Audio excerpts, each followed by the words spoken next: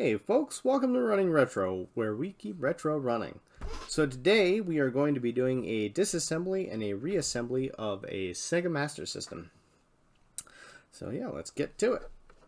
Flip this sucker upside down. Got kind of the 6 screw layout we're used to. 1, 2, 3, 4, 5, 6. Take all those out.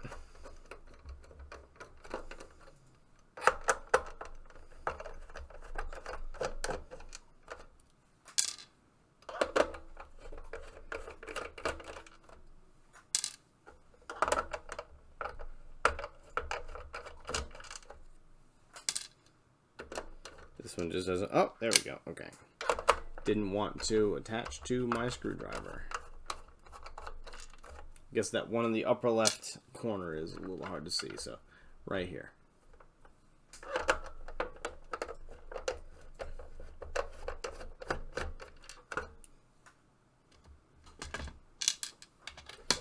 Alright, now that that is done, the top just pops off. Now you got to be aware of two things. One, it will have to go over these ports, and I, on this one, had a lot of trouble the first time I took it apart with this area right in here. It did not want to pop up around the power button. So it does just lift off, but it is a little bit stubborn sometimes. So just be aware of this. Yeah, you're just going to lift that straight up.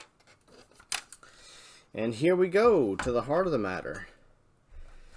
So being an older console, this is a pretty easy one to take apart. So you have 1, 2, 3, 4, 5 screws. These two, this one right here and this one right here, you do not want to take off because they are holding a heat shield underneath. And this little screw right here is holding that heat shield up. I'll lift that up a little bit so it's easier to see. There is a screw right here in the middle of this heat shield. So take the ones on the periphery off first.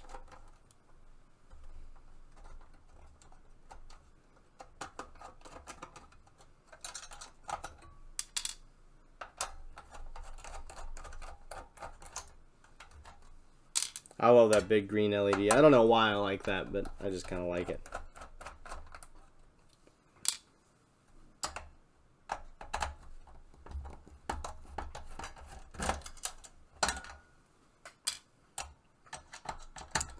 All right.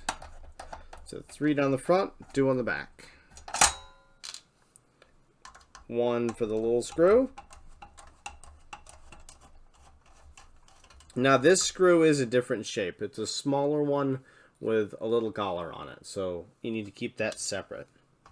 And then this heat shield will just lift right off. Now to remove this from the board, you'll see that's right here. To remove the board from the case, you need to remove the 2 screws here next to the power supply. One right here, one right here. Here's the power button. Lift those off.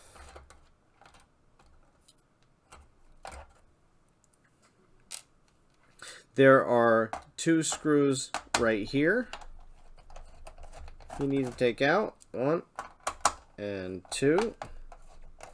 When I'm doing the board work, I like to keep these roughly in place. And then there are 2 black screws right here that need to come off.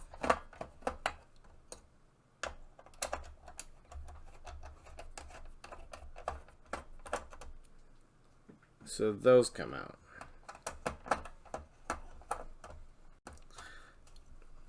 Well, this last black screw is being okay.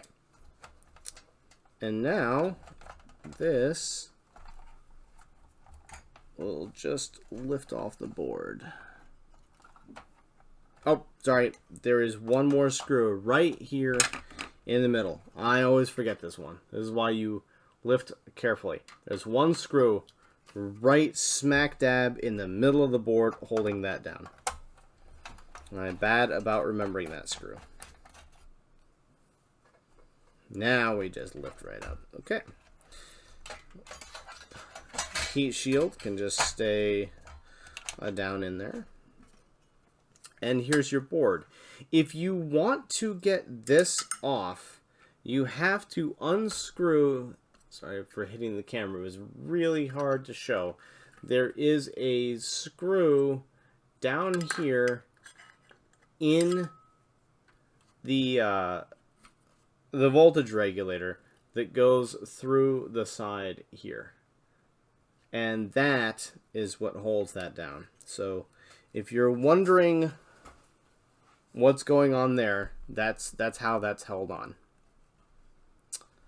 And that's how you disassemble this system. Now to put it back together, just line up all your screw holes, settle it back down gently. I tend to forget these two screws for some reason, so let's put the power screws in first. Again, these two right here. So let's put those in first.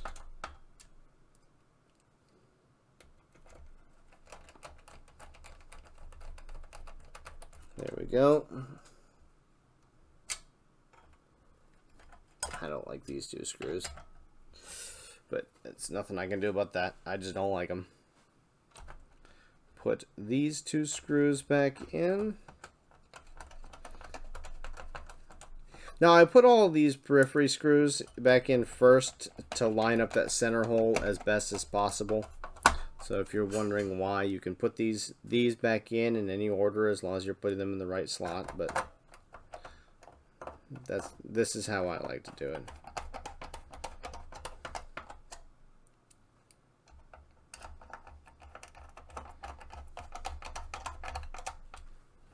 Alright, now we've got all of our screws back in. We'll put the center.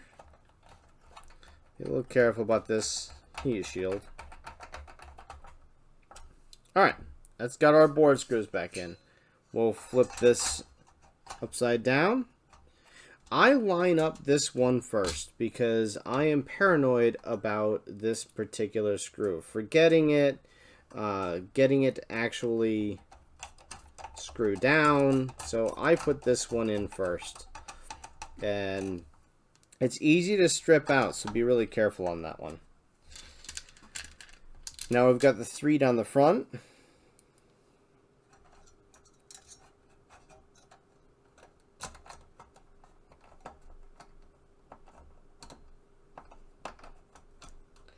And these I find to be very stubborn for going back in.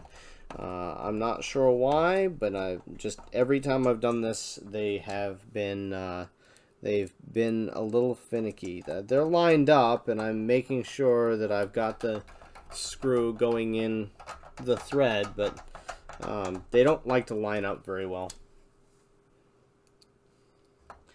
As much as I like Sega systems, it is clear, I think, taking these apart, I always feel like the Nintendo systems are over-engineered and the Sega systems are a little bit on the cheaper side.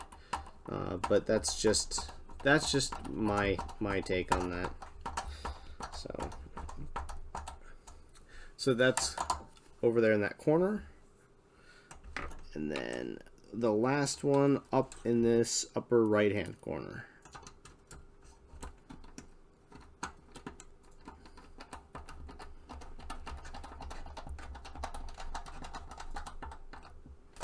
Okay, we're going to flip this upside down, and we're going to, I put the front down first a little bit to get it around the power button and around the controller ports, and then the back will just sort of slide right on down.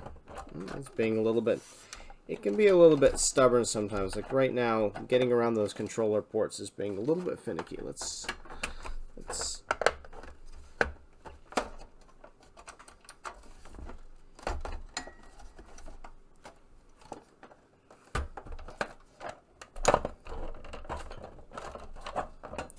being a little bit, let's take that back out. Make sure everything is lined up, because that is being a little bit more stubborn than usual.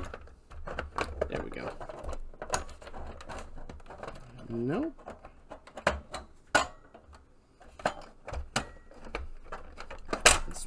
back off. This back heat shielding is being a little bit stubborn. There we go.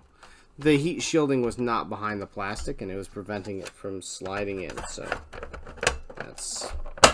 that's what's happening there. Now we're back in business, and it went together nicely. So there we go.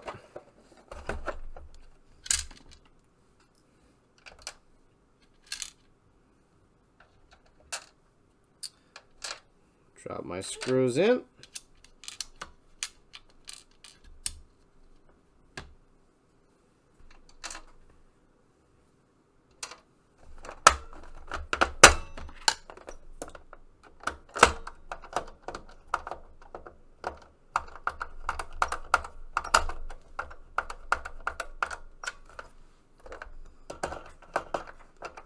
Get them lined up by going in the reverse direction until you feel them slip into the thread, and then tighten them down.